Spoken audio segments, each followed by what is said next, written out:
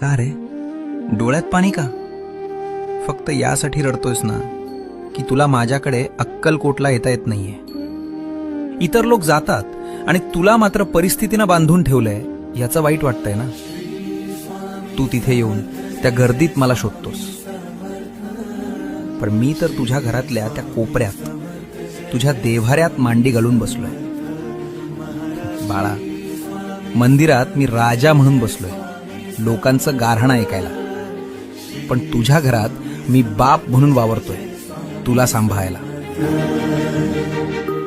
मग राजाच्या दरबारात जाणं महत्वाचं की बापाच्या मांडीवर बसणं महत्वाचं? त्यामुळे अक्कलकोटला येता येत नाही याची खंत करू नकोस. आत्ता याच क्षणी डोळे मिट आणि बघ, मी तुझ्या समोर उभा नाहीये, तर मी तुझ्या आत बसलोय.